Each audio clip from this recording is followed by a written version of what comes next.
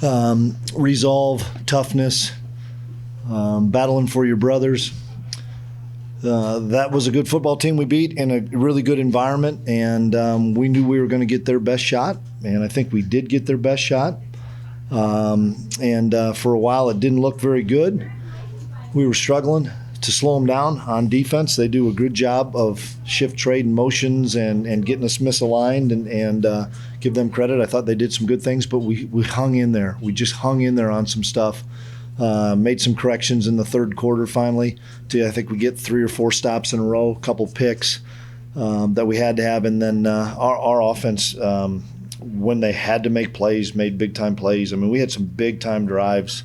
We had 10 plays, 87 yards in the third quarter to get it close, and then 6 plays, 55 yards to take the lead. And I knew they were going to have one more shot at coming back, and they did a nice drive. We get the big pick, and then nothing better than finishing the game on offense and running the clock out with a couple big first downs. Coach, talking about the fight of Will Howard today. Yeah, love the kid. He's a warrior. He battles and made plays, and they did some different things as a lot of people do to us, and he did it with his arm, did it with his legs. O-line was good. DJ Giddens, Trayshawn were good. Phillip was good. It was a total team effort. Special teams today, Coach? Well, the block PAT return, that really changed the game.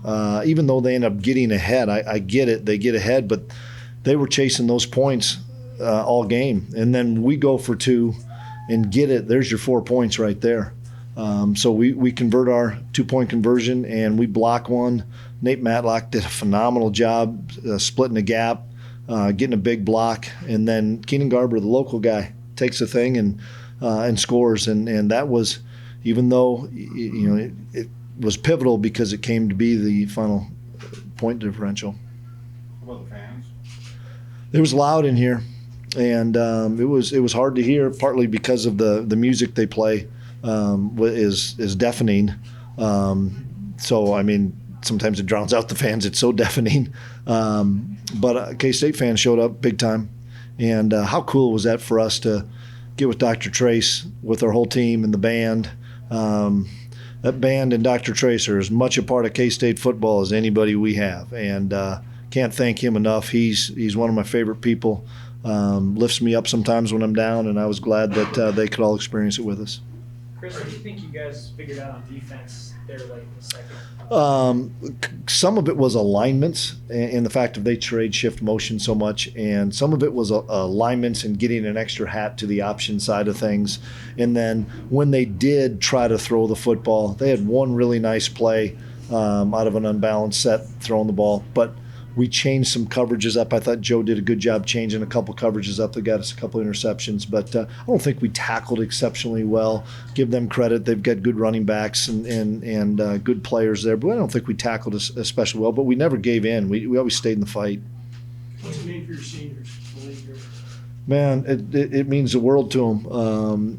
We've got 50-some Kansas kids on our roster, and 19 in the 2 deep, and we're going to continue to do this the right way and recruit Kansas kids, because Kansas kids can play Power 5 football. We saw a bunch of that today, and it means the world to those guys. And this is an important week, we never want to make it more important, and we don't Monday through Thursday. Friday and Saturday it starts to amp up. Can you go into some? Talk about Bo Palmer a little bit. Another one of those Kansas kids. Absolutely. Yeah. When we lost Clifton, we had he and Romaine, and Romaine did some things for a while. And then we had to go with Bo, just the experienced guy probably. But I was excited for Bo. Bo's earned it. He's earned that right. And man, it was fun to see him going around making plays and being a part of it. Whatever your role is, and Bo didn't know what his role was going to be. He still starts on 4 teams, and then played a really good second half on D. Can you go into some detail on the second down that Will Howard ran, just preceding the pickup to Jace Brown? Boy, you got to refresh me. I'm not sure. Whip route to Jace Brown. Okay. Yeah. So I can't remember. We got backed up and we did run Will to try to get it to third and manageable, and then we've been running some crossing routes, and we decided to fake the crossing route and have Jace whip back out and call a return route, and Will hit him in stride, and that was a big time play. We were going to go for it on fourth down if we didn't get there. We had to try to keep the ball away from them, but that's Will. Will was on point tonight again. Anything about this game surprised you? Anything that really surprised you with that? Not one thing. I knew they were a good team. I knew we were a good team. I thought this would be a four-quarter game. They've got a lot of guys with a ton of pride over there. So much respect for Lance and what he's done. He's done a phenomenal job there. And so, no, nothing surprised me. I don't have the stats for right now, but DJ had another big game. DJ ran with purpose, ran hard, ran through people, ran over people.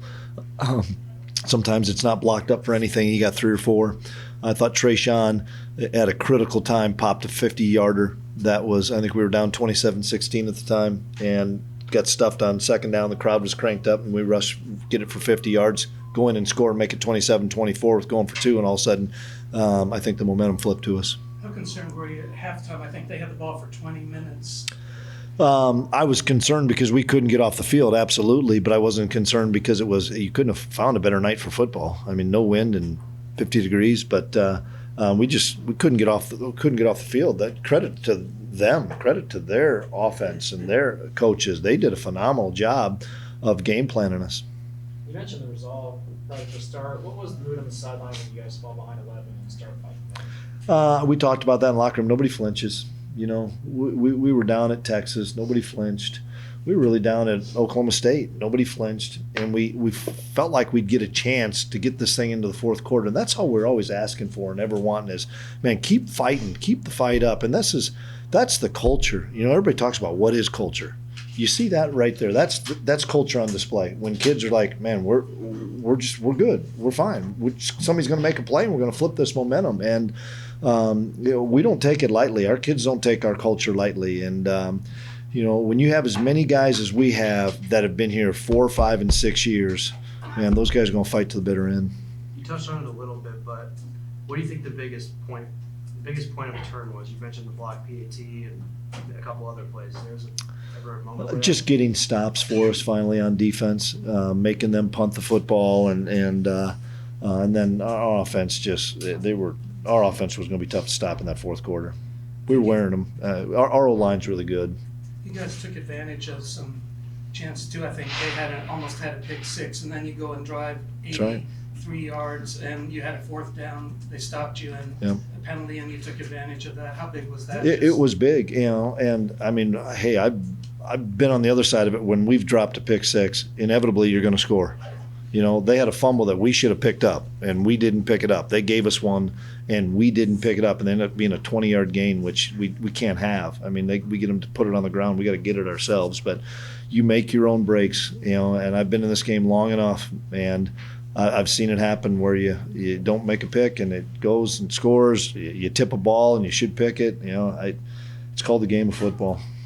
How hard is it to get and keep the ball when you have 5 minutes and 30 seconds left? And they know you're going to run the football, and you don't get it back. How hard is it? It's hard, but it's a will. It's a desire. It's a mentality. It's a culture. It's a, hey guys, we're going to get this. And DJ, let's roll. And we have a chart that Will knows how many seconds he's got to take off before he takes a knee. Once we had it to under 2:15, I knew it was over.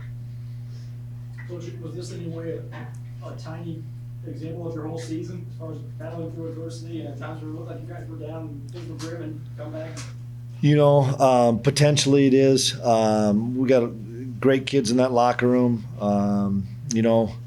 Expectations are high always. It's hard. You guys that follow this league and do this league for a living, it's hard to win games in this league. And we found that out last week with some things. And guys, I don't know, what are we, 8-3 and I don't know, 5 wins in the league, 6 wins in the league. It's a dang good league, and our kids come to play every week. That's one thing I'm so proud of is no matter what happened the week before, you're judged on what's going to happen this week. And you never fall in love with yourself because you played really well or you played so poorly.